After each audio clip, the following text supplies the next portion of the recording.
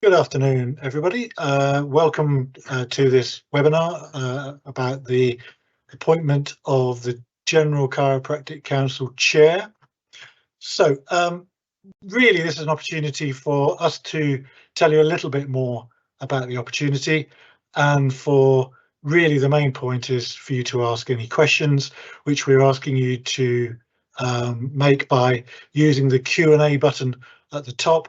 That will then filter through to colleagues who will then ensure that we can play those out in open forum. So with me today is Andrew Fielding. Andrew is the communications manager at the GCC, and Katrina Paget, principal at Gayton B Sanderson, our recruitment partners on this assignment, and Matt Malone, who I'll he'll introduce himself in a second. Say a little bit more about me. So my name is Nick Jones. I'm the Chief Executive and Registrar of the General Chiropractic Council, and have been since 2019, so around about 5 years now.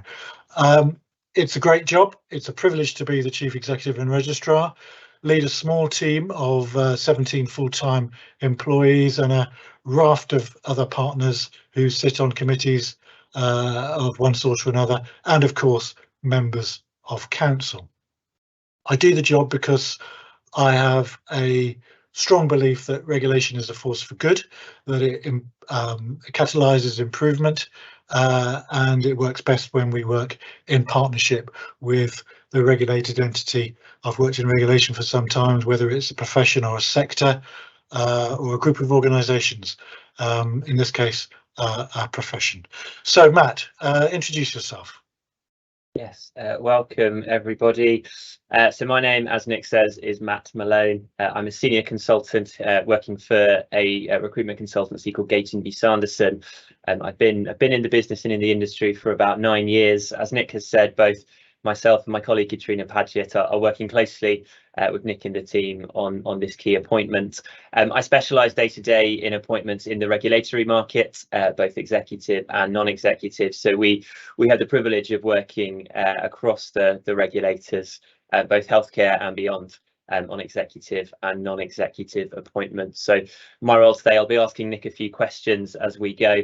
I'm also here as we move through the webinar, and Nick's going to ask me a few questions about the process and about how you as a prospective candidate can put your best foot forward as you think about applying for this role. So without further ado, I'm going to ask Nick a series of questions which hopefully will suffice to bring the role and the organisation to life a bit for you. As Nick says, if at any point you have any questions that you don't feel are being answered, by all means put them in the Q&A. We'll leave a bit of time at the end to get to them as well. So Nick, do you want to just tell us a little bit more about the kind of primary activity of the GCC and the current vision for the organisation? Of course, thanks, Matt. So the GCC is first and foremost an independent statutory body. We have established under an Act of Parliament, the Chiropractors Act 1994, and we have a purpose to regulate and to develop the profession of chiropractic. Essentially, our role is to protect the health and safety of patients, and we do that through a variety of roles, including the setting of standards, a code of practice for chiropractors to follow, education standards for those education providers providing approved degree programs to enable graduates to then join the register, and also undertaking what we call fitness to practice activity, which is to respond to complaints raised by patients or others, and to ensure that those are investigated thoroughly, and that where there is a case to answer for potential unprofessional conduct, then that is considered by a professional conduct committee of the GCC. Thankfully, those are few and far between, so we spend quite a lot of our time investigating those, and we spend a lot of time developing what we think are policies, procedures, guidance, support, best practice to enable chiropractors to flourish in what they do. We have a strategy. We're 2 years into that strategy. It's a 3-year strategy, and essentially that strategy is to act as a catalyst for change. And the way in which we conceive change in the last few years is around putting patients at the centre of our work. Historically, that's not always been the case. We want a patient's voice to inform our policy, to inform our work, and to ensure that we're accessible in a variety of ways. We want to promote continuing chiropractic best practice, as I said, where we see issues, we've got to investigate those, but we probably do our good work, our best work perhaps, when we're getting upstream, promoting what looks like good practice to support chiropractors to do a better job. And of course, we want to do our job really effectively, and all organisations need to look at processes and efficiency and so on. So we're spending quite a lot of time in ensuring we're removing barriers from our staff and committees to ensure that they can do as good a job as possible.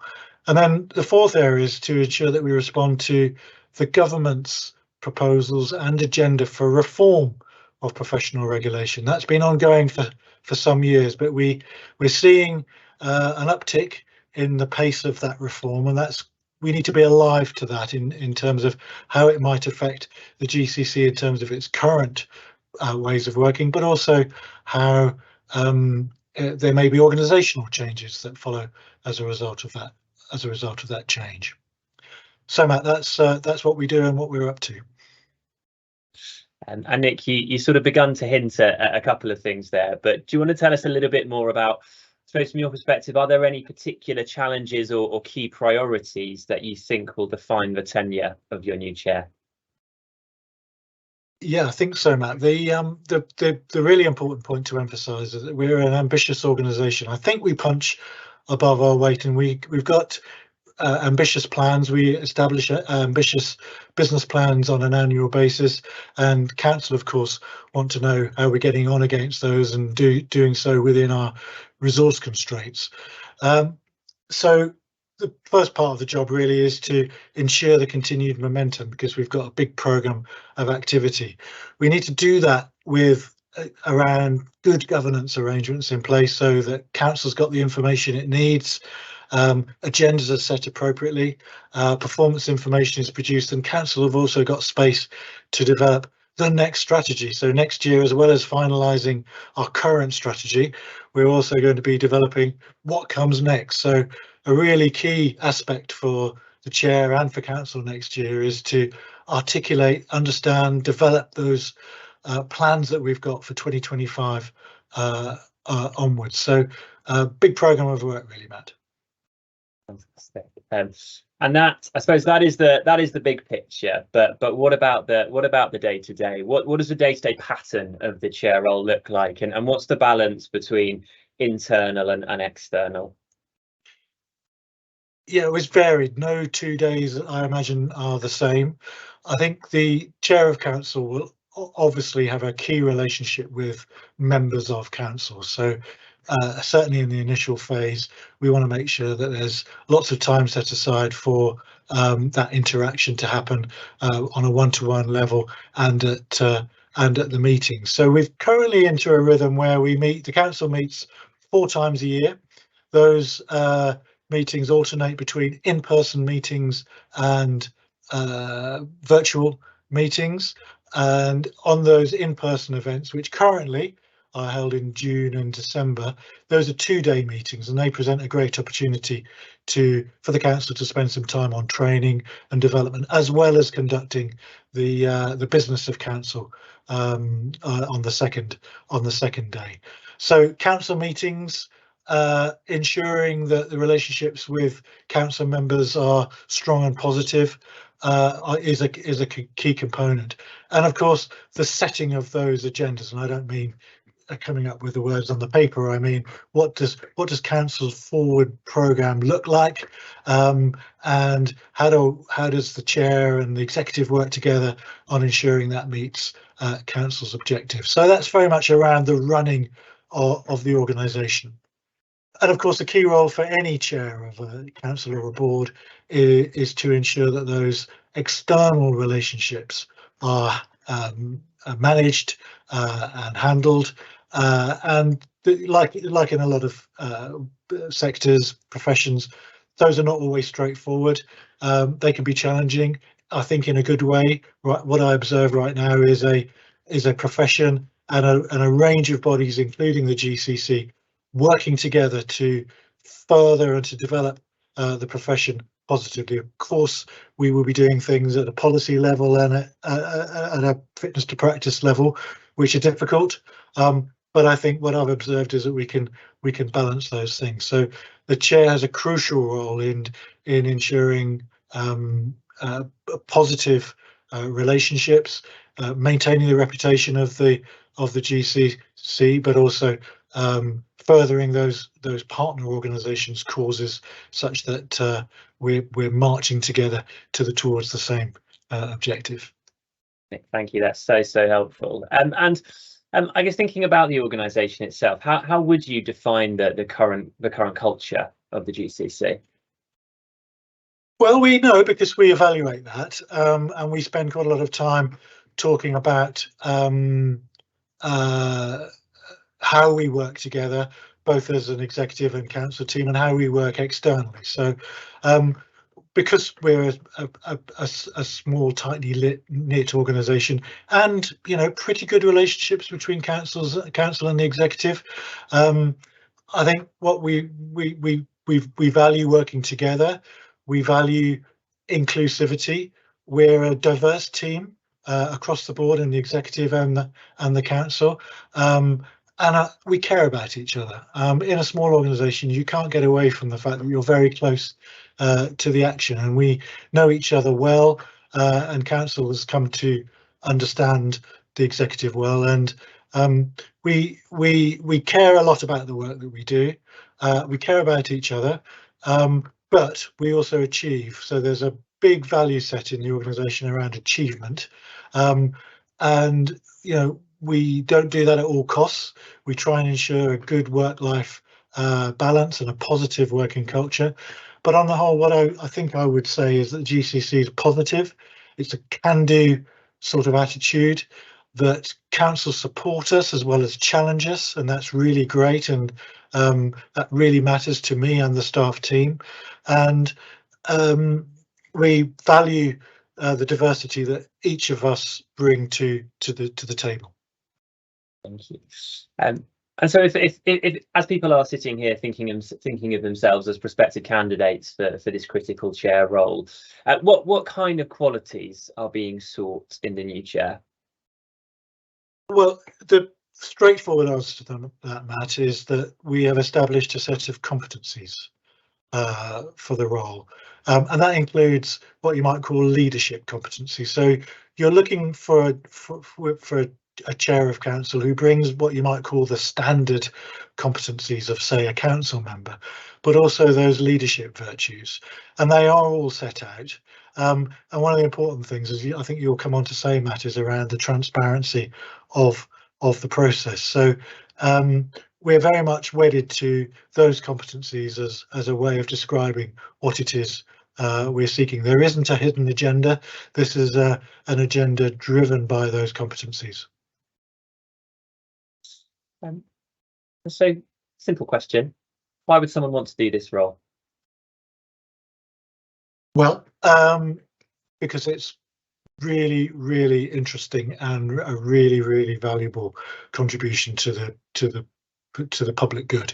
We're looking for someone who kind of, I think that the council is looking for someone who brings that extra to the table, who is seeing this as an opportunity to make a difference, to have an impact, to continue the good work that we've done, but also take us into new areas, and to ensure that we can, the post holder is having that impact and making that difference. So I think it's got great people, and that will be, I think, an enjoyable opportunity to have those relationships with a new and diverse group of people. So a lot to commend it, I think, Matt.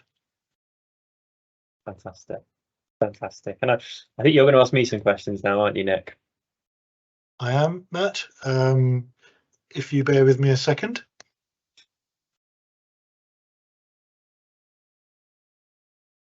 Sorry, I haven't got a piece of paper in front of me, but I do now. So,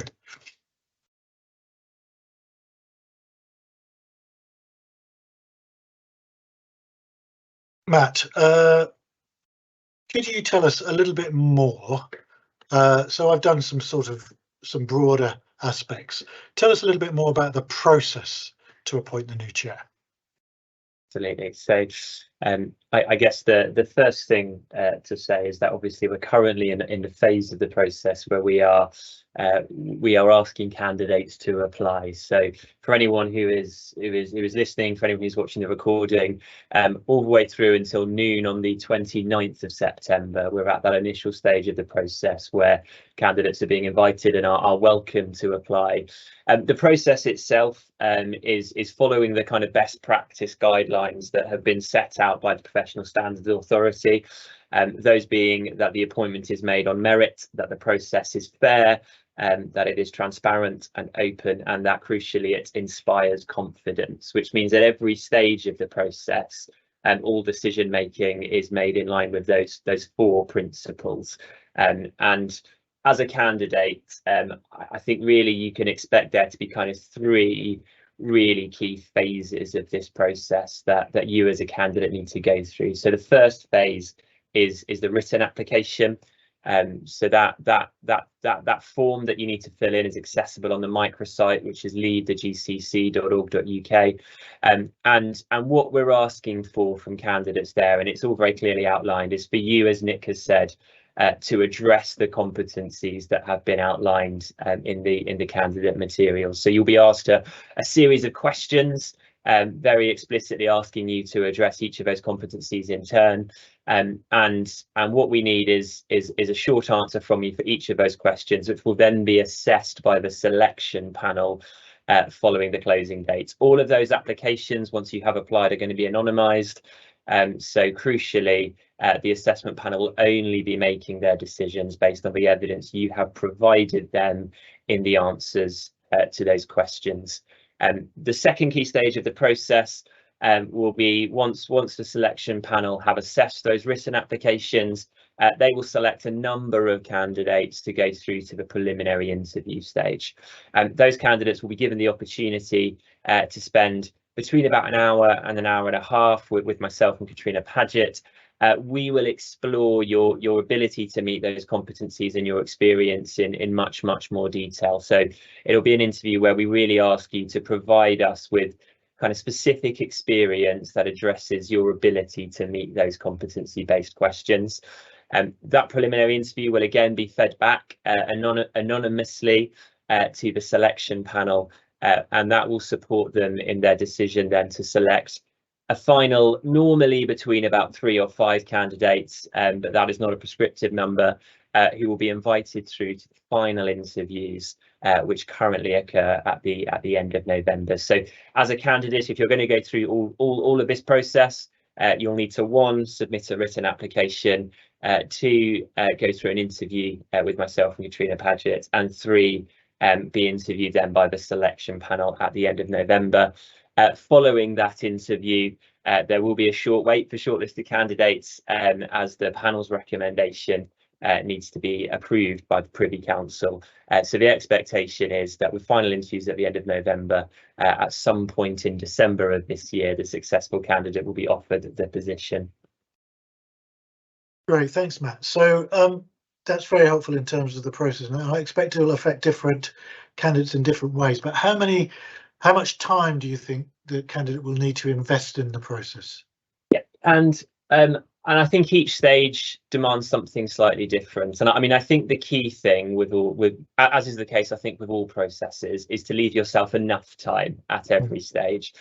So the written application, it's the trick is, as I say, because it is a competency-based set of questions, you need to be very thoughtful about what is the best example that demonstrates that. So I would expect the best candidates to be the ones who spend a good few hours really researching the organisation, really understanding the GCC context, really spending a couple of hours thinking carefully about what the best examples are that address each of those questions.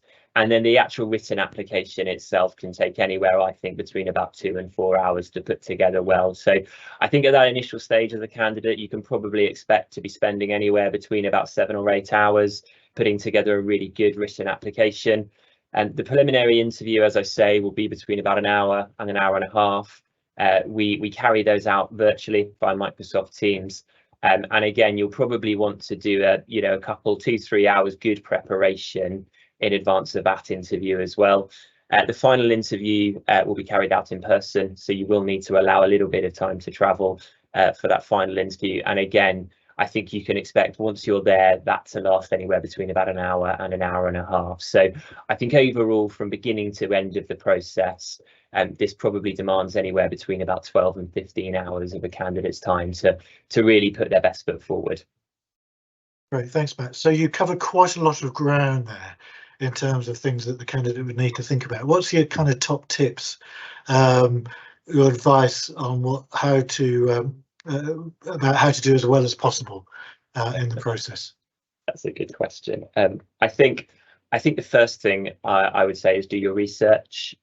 Really spend some time trying to understand the context of a GCC, and spend some time really trying to get under the skin of the role. There is a lot of helpful information out there, both on the General Chiropractic Council's own website, on the recruitment microsite that we've put together for this, in the fairly detailed candidate information pack, and through conversations that we at Gatenby Sanderson are very happy to have. There are a number of avenues you can pursue to really understand the context of the role, and therefore be really thoughtful about how best to position your own experience in relation to this. I think the second thing I would say is to really put time and effort into that written application. Because of the nature of the process, and because we are very, very clear that this is an open and fair process appointed on merit, the assessment in terms of who will be progressed or not will be made exclusively on the calibre of your written submission. I think what that means very practically is put the time into it that it needs. In terms of how best to answer those questions, we tend to look for a number of things. Number one is, does it clearly answer the question that's being asked and demonstrate the competency? So I would always advise reading back through that lens to make sure that you're really answering the question. I think number two, make sure you do give a clear and specific example. Give us a good example of something that you have actually done that demonstrates not just your approach to key issues, but also the positive outcomes that you've delivered. And one of the things we're really looking for in these kind of written applications is number one, is there a clear sense of what the candidate personally has done? And number two, is there a clear sense of what the positive impact and outcomes are that candidate has therefore delivered? And I would advise in all of the questions, rereading it to make sure that you cover all of those things really, really clearly for us. And I think the second thing I would say to candidates again is similarly taking that approach at interviews. For many people, I'm conscious that these kind of quite formal interview processes are things that we stop getting used to and we sort of lose practice on. And I think again during that interview process, it is worth rereading and refamiliarizing yourself with the competencies at each stage of the process, and again reflecting on your own background and ability to meet them, because every stage of the process will be exploring those same competencies. I think the final thing I would say is recognizing, as Nick has said, that as the chair role, there are a number of competencies specifically related to your leadership experience and ability. I would also make sure that in all of those examples that you're offering, you're very clear about your own leadership ability and your ability to lead rather than just participate in. Because as Nick says, there is a generic set of competencies for council members, and overlaid on that is the need for the chair to also present with really positive leadership behaviours as well. Great, thanks very much, Matt. Good answer. So if there are people with any more questions, those present might not have any, but if they do, there's an opportunity, isn't there, Matt? But generally speaking, how would applicants raise questions through to you? So I think two things I would say. The first is do have a good look at the microsite. If you haven't seen it already, leave the GCC .org.uk. That microsite provides an awful lot of information about both the role and the process, and included in that is actually an FAQ section. So we're pretty familiar with a lot of the common questions we receive in these processes by now. So I would hope that 90% of the kind of questions you may have will be covered on that microsite. I would also advise that if you are thinking seriously about applying for the role, by all means do contact us. There is a contact us page on that microsite which will give you details for myself, for Katrina Paget as well. We would be absolutely delighted to speak to anyone who might be thinking about applying for this role, both in order to answer any particular questions you might have, but also to, if you would like an impartial view on suitability or any of the kind of key areas of priority or challenge for the role itself, we'd be very, very happy to have that conversation with you. Well, it's a great offer, Matt. Thanks very much for that. And to know that people can contact you whenever is a real positive. So what are we going to do now? I'm told there may be some people who've got questions. Is that right? Or it's you, Matt. You're moderating. You're looking after to see whether there's questions coming for us. I am indeed. So I think at present we're waiting. So if anyone who is watching, listening in, if you do have any questions, please take this opportunity to put them in the Q&A. You will find that at the top of your window, in the little set of options at the top. If you just log on, if you just pop onto that, you should be able to answer a question. We'll see them as they come in. We'll give you a couple of minutes to do so. But equally, as Nick says, if you have any other questions which you don't want to ask here for any reason, by all means reach out to us separately. And one final thing I will say, Nick, which I should have and didn't, we would always advise, please don't leave this until the last morning to apply for this role. We've all been there where you have technical issues, where the internet won't work, where you have power cut or whatever. We really can't accept late applications for roles like these. So my advice would always be the closing date and time is not a challenge to be met. So please do make sure you get in good time. I think you said that from the heart, Matt. I've been there more than once. Okay. So there's so Nick, a couple of questions to come from me then that I'm just looking at as we go. okay. Can you just quickly break down what is the current makeup of the council, specifically in relation to lay versus non-lay, and does that have any bearing on the type of chair that you're looking for? To answer your second question first, no. The type of chair, we've already discussed the selection criteria for that, and it has been made very clear to us that the chair could be a registrant or a member of the public, or what we delightfully call a lay person. So at the moment the split is pretty much 50-50. That's inevitably going to change a little bit in terms of patterns of recruitment and so on, but and reappointments and so on. But on the whole, we're welcoming applicants from all corners of the community.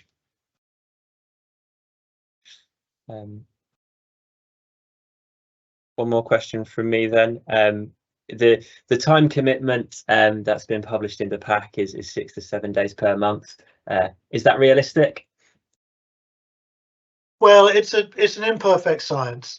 What we've tried to do is to think about all of that work which sometimes doesn't get captured, which is around reading and preparation and so on, as well as attending meetings and going to, what you might call official visits and that sort of thing. So we've tried to capture everything within that. What it isn't is a 9 to 5. It isn't an office-based role. It allows for flexibility, and the current chair has been doing the role for 6 or 7 years, and inevitably, to some extent, the role takes on the personality of the incumbent. So I think, what we tried to do was come up with something which was realistic, that captured all of the work necessary, but obviously in the early days that will probably be higher than, say, in 2-3 years' time. There's a sort of a learning curve that you'd want to invest in the role in those early stages. And it's lumpy, if I can use that term. There's an ebb and flow to the work, and if there's a bit of a crisis, for example, in an area, then it may be that that takes up quite a lot of time over a short burst of a short period. So maybe in a couple of weeks you might do more days than you ordinarily would. So as I say, there's some flexibility inbuilt, but it tries to capture the realistic workload of the role. Fantastic. And Nick, how often do you like to meet face to face with the chair of the council outside of those pre-arranged council meetings? Yeah, so the current chair and I, we have a chat at least once a week, and that's fairly structured, and it lasts a decent amount of time. Some weeks are busier than others, and in the run up to council meetings and in the wash up after council meetings, that might be a bit more frequent.